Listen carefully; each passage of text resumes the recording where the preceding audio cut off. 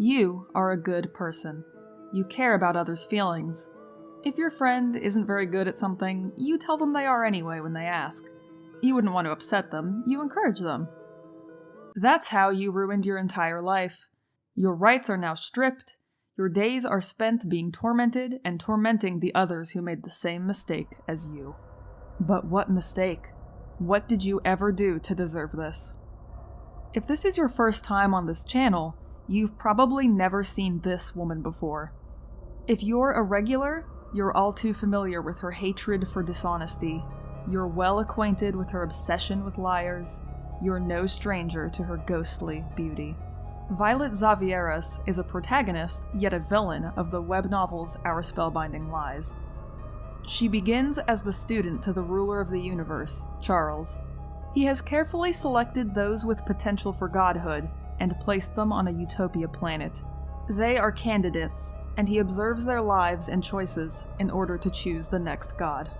However, Violet's magical skill is spectacular, and the other candidates use her because of that. Charles simply tells her to be the bigger person and that she isn't to respond in violence. She later discovers the truth that Charles did not only bring potential deities to the Utopia planet, he brought cruel individuals as well. He intentionally included criminals, bullies, and other unsavory folk as means to test the real candidates. It was not this action in and of itself that set off Violet. It wasn't her anger at being abused. Rather, it was that Charles lied about it. She later learns that his past was violent and evil. His current, reformed self means nothing to Violet. She only sees his hypocrisy. She doesn't see a man who was punished for his past and learned from it. A man who wishes for his student, his adopted daughter no less, to avoid the same path. No. She only sees a hypocrite who dared to tell her not to use her power in violence, when he once did the same. This, again, is considered dishonesty to Violet. This is considered a betrayal to Violet, as he was not upfront with her. In 3 novels' time, Violet overthrows him and becomes queen of the universe. We're skipping ahead here a bit. Using her dark magic, she places a brand on any adult who matches her personal definition of a liar. The branded are taken in as slaves. With introductions complete, we're ready for the fun part. See, what makes Violet absolutely terrifying is complex. But don't take our word for it. We asked you. She stands out to me because of her ethereal beauty and frightening nature.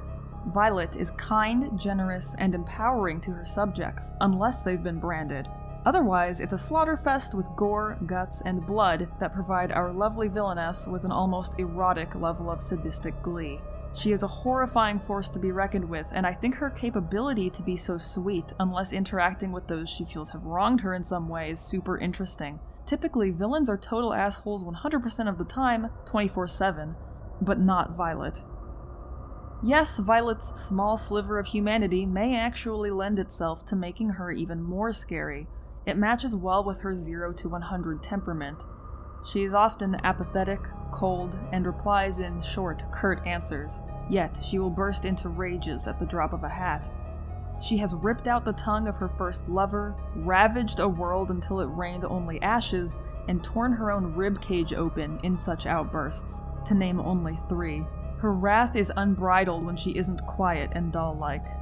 As these comments read, it's a frightful thought to think of a villain tipped off by something as common as lying. Violet, to me, is terrifying because while she can be logical, in the end it seems she is ruled by emotion. Love, hurt, betrayal, trauma. They all are factors that drive her as well as her ambitions. Not to mention the fact that she's blinded by her own definition of lying. People are people. They're gonna lie to either protect people they love or out of self-preservation. It's an instinct that's been honed for survival. The fact that Violet sees such an instinct as the ultimate sin makes her terrifying, because it means truly no one is safe from her deadly judgment. While she can be kind, she's ultimately a tyrant, an unstable one at that, and I love her for it because she makes an interesting take on a protagonist. If you're new and you've remained here this long, you may be wondering how this wretched woman enforces her strange rules. Black magic. As previously stated, Violet is a sorceress, a stunningly skilled one. Combining that skill with dark magic makes for a deadly cocktail, both for others and for Violet herself. Not that she minds.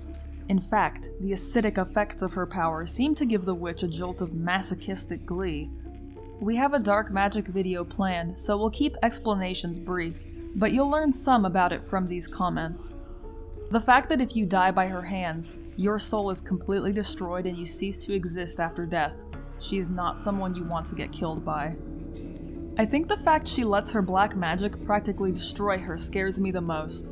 Her physical well-being is, well, not good obviously, as she's basically skeletal from lack of food, sleep, and from the poisonous magic she casts, destroying her body and health by putting her ambitions or beliefs ahead of her own self-care.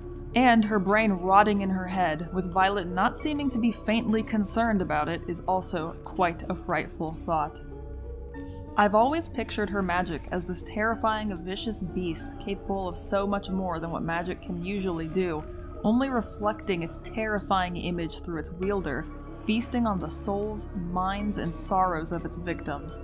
It's like Violet is only faintly reflecting the true horror of this magic. People in fiction and reality have been persecuted for far less than lying. The way someone looks or sounds is fully out of anybody's control. So dishonesty is certainly not the most frivolous of quote-unquote offenses.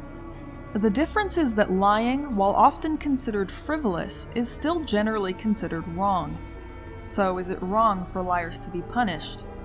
Is it wrong for people who beat around the bush to be punished? Is it wrong for people who give mixed messages and delude themselves to be punished? This is the question Violet begs. To her, there is very, very little gray area. To her, even well-intended lies cause harm and deserve the full brunt of her wrath.